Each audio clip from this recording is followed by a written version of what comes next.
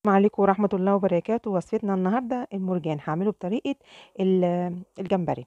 هاخد كده السمكية كده هقصقصها واشيل القشور بتاعتها وهفتحها كده من النص زي ما انتوا شايفين، وهشيل سلسلة الظهر، وهشيل بقى اي شوكة كده ولا اي حاجة، وبعد كده هقطعه لشرايح. هعمله بطريقة الجمبري، بجد تحفة يا جماعة، وهتاكلوه اكنكم اكلتوا جمبري بالظبط، وعلى ضمانتي بجد هيعجبكم. هو اصلا بيتغذى على الجمبري.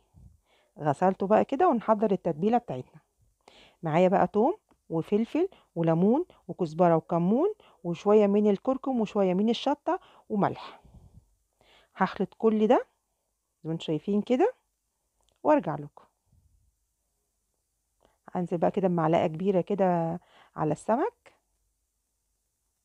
واخلطهم مع بعض، وبعد كده هسيبهم حوالي 10 دقايق او ربع ساعه. معايا بقى هنا الدقيق بتاعنا فيه معلقه نشا، وبصوا بالكيسه كده يا جماعه عشان ايديكم، وافضل كده يمين وشمال يمين وشمال.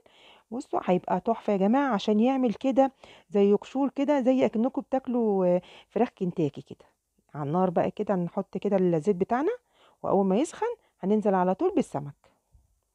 بصوا الجمال، جمبري والله جمبري يا جماعه. بصوا من جوه عامل ازاي، والقشره بتاعتها والكفر تحفه يا جماعه. عملت بقى جنبنا بابا غنوج وسلطه بطاطس. يا رب الوصفه تعجبكم.